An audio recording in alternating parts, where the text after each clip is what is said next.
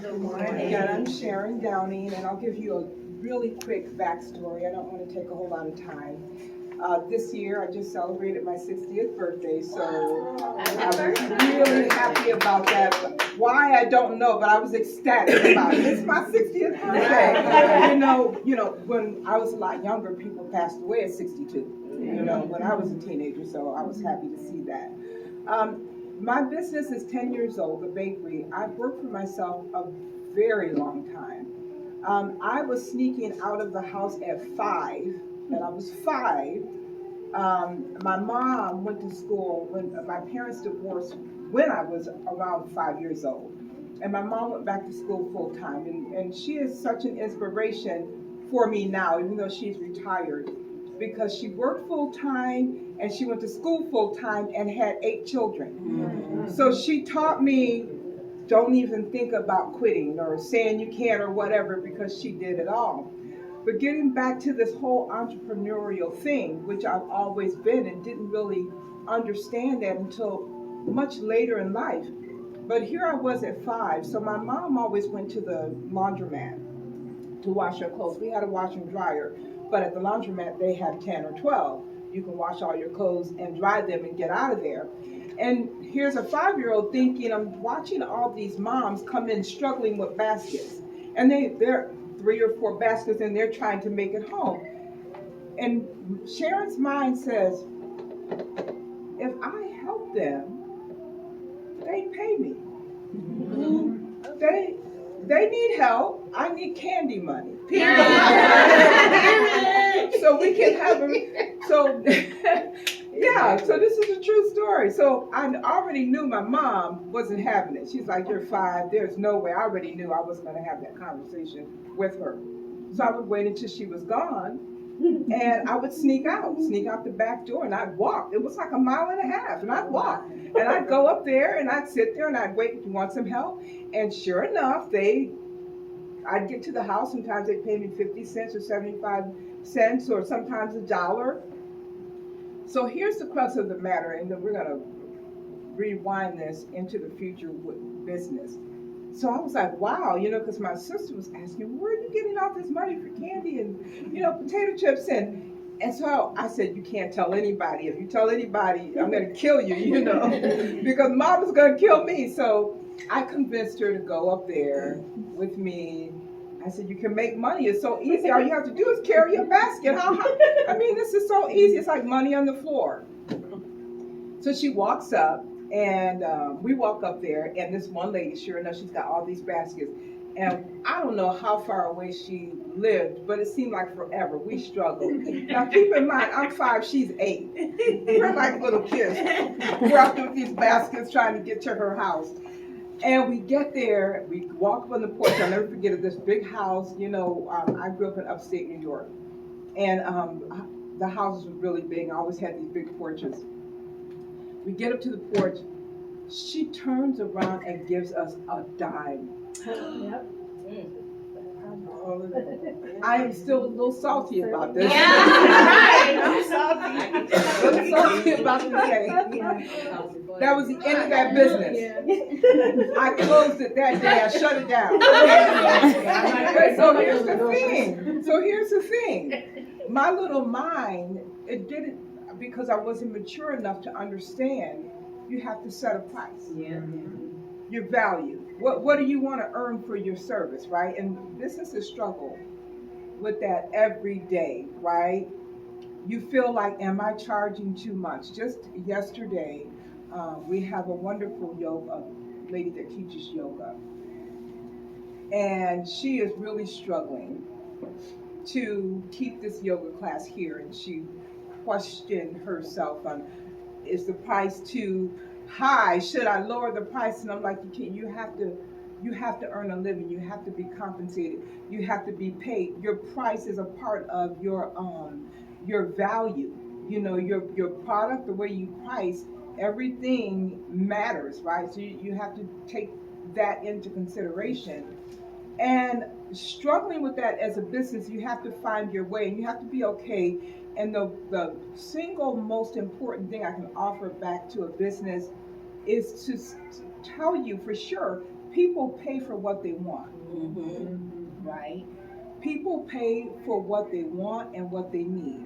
So now it speaks back to your business of where's your value, right? Where's your value? And this is coming again, I've worked for myself so many years and I've stumbled so much and I've learned so many lessons and I've worked with so many people. Before the bakery, I worked a lot with government agencies and law enforcement, really helping people to understand their objectives and agendas. And it's so important because sometimes we want to feel and we want others to see us or view us as important. We want others to see our value, right? But you have to see your own value, right? You have to see your own value and understand that when you see your own value, you apply that to your product. And then it becomes about, is your product really of value? What are you really doing? Because we already know you're here. So you are valued. If you're on this planet, anybody that knows the whole birthing thing, there's about 300,000 sperm that go down after one egg. And here's how it all plays out. It's really cool. There's a video somewhere. You guys have to look it up, but it's really cool. This is how it all plays out. So there's one egg. There's 300,000 sperm. And then you'll see them getting lazy. Some of them are lazy. I'm done. I don't feel like swimming. And then fall off by the wayside. And they do. They fall off by the wayside, and some of them die off. Some of them just stand there like, I'm done.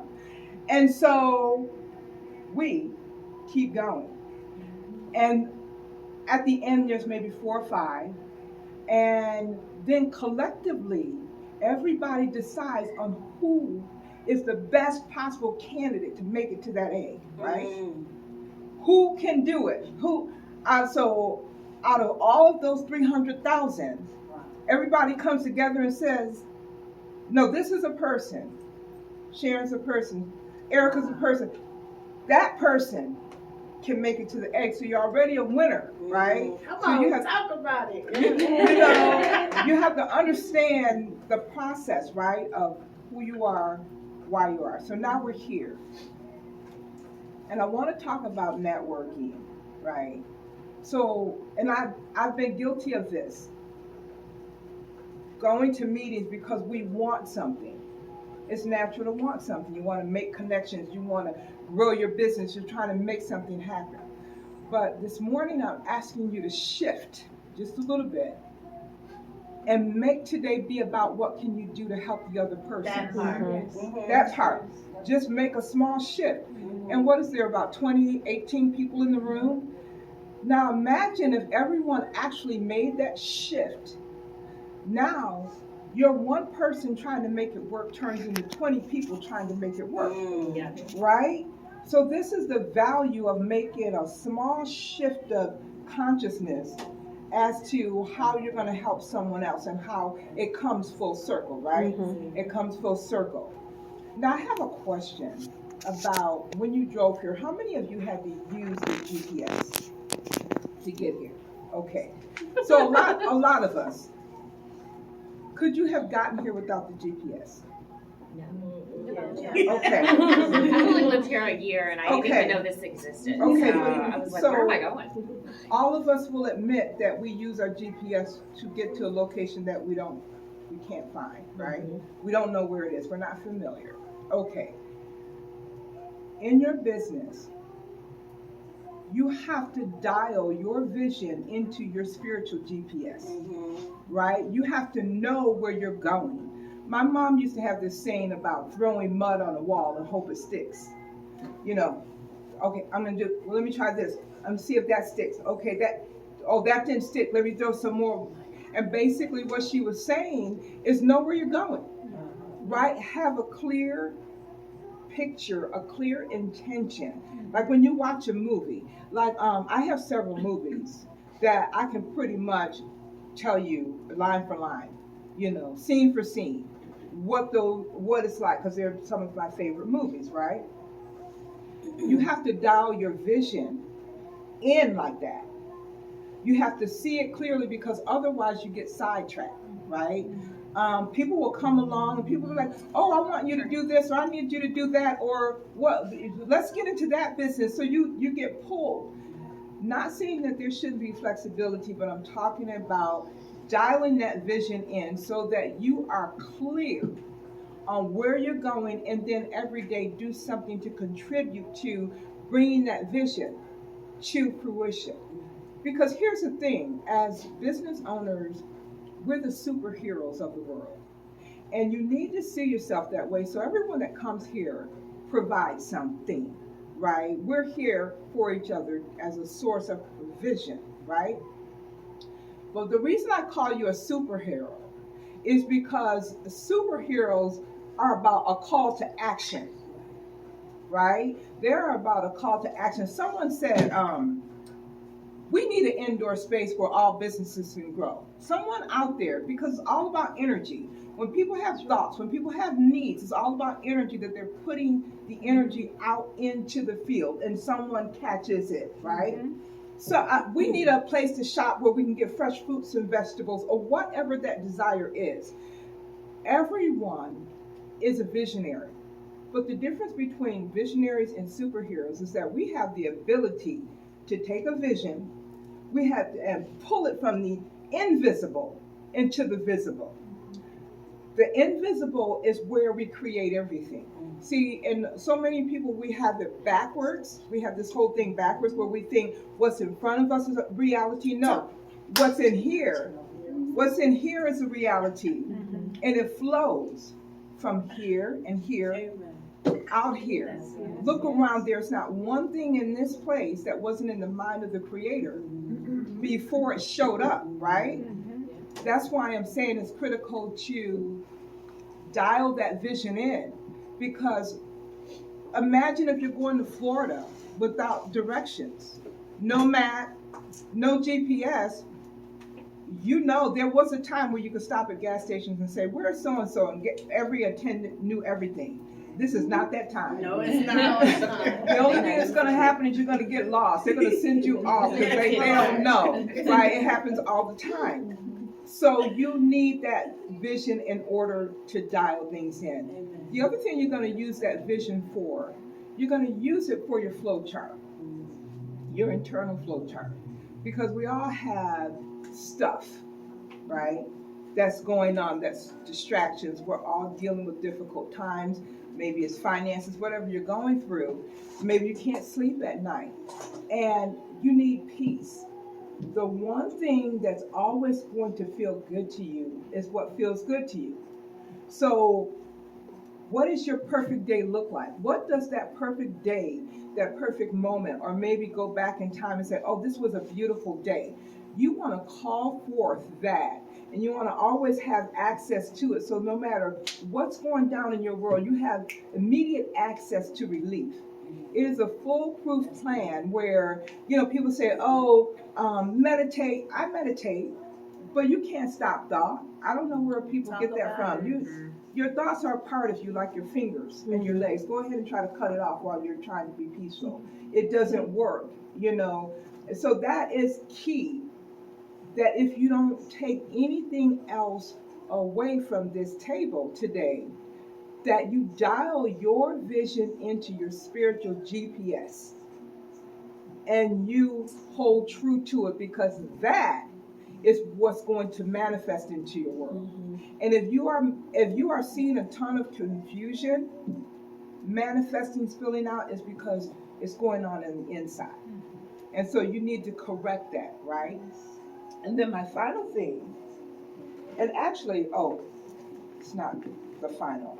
I also want to give you guys something, because I feel like we don't thank ourselves enough, right? So here are some thank you cards. And on the thank you cards, and this is just for you. You don't have to share it with anyone, right? You don't have to, and here's some more just in case.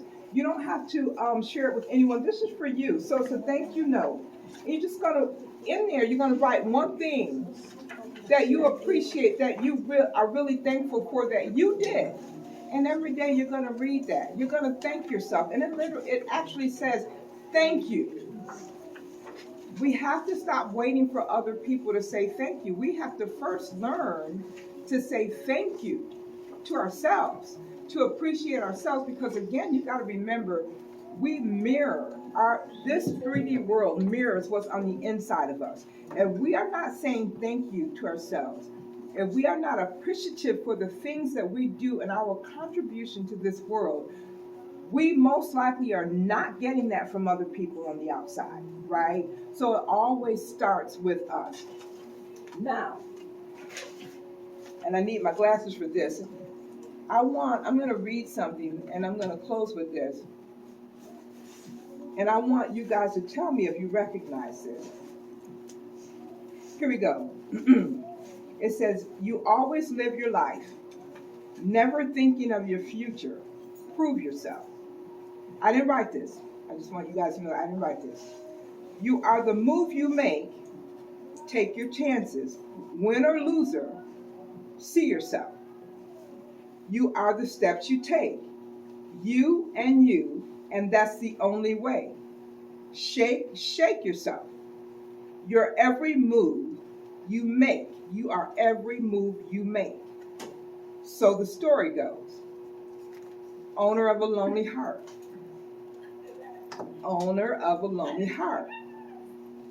Better than owner of a broken heart. Yes. Better than owner of a broken heart.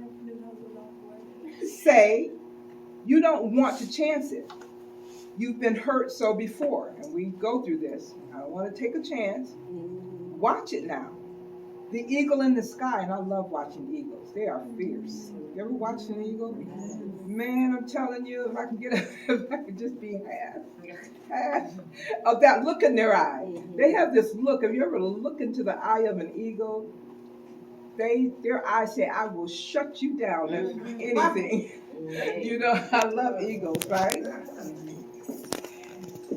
Watch it now, the eagle in the sky. How he dancing, one and only. You lose yourself. And I'm going to stop right there, right? But that's really what it's all about. So a lot of times we're owners of a lonely heart, and it's because we have this idea. We have this passion that no one else understands, right? We can't really bring it to full description because when an idea comes inside of our imagination, it unfolds. It is very difficult to bring words to it, right? To make another person understand how passionate we are about that idea. And so you are an owner of a lonely heart. And so many people leave here really an owner of a broken heart, wishing, I should have tried that. I should have done that. I mean, so at the end of the day, what do you have to lose, right? So my message here is, I heard everything, right?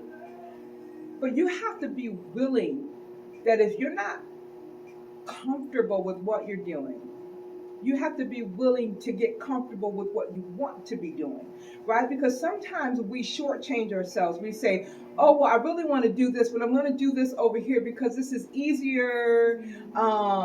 People will accept it. Maybe people don't understand me. Can you imagine 10 years, well, actually 11 years ago, when I said, I'm going to make all bakery items with quinoa. And people were like, you're going to do what with what?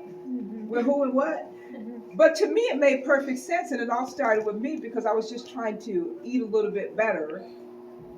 And because if I want a brownie, I want a brownie, and I really don't want to hear about it. I just want to be able to eat what I want. I feel like that. I don't diet. I'm not trying to hear it. If it say diet or low calorie, I'm not buying it.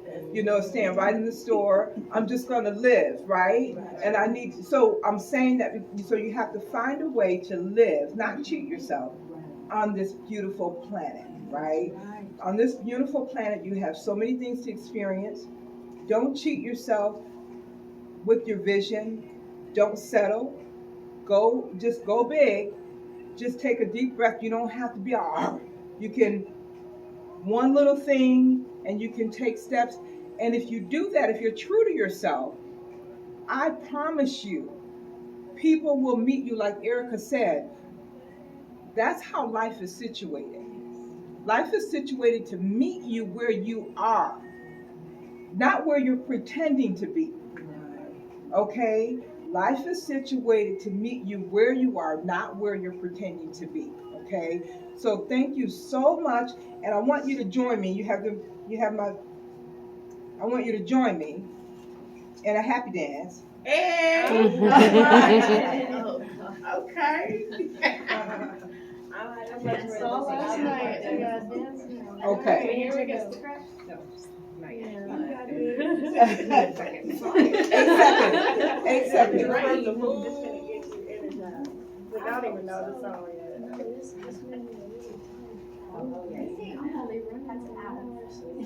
Rooting the moment. Yeah, thank you. Refreshed. It's like sex.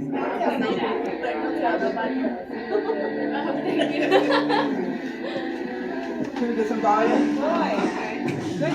that's the song. That's the song. Hey, y'all didn't even know. Y'all didn't know. Hey. Oh, God. She was. You're like, I know this.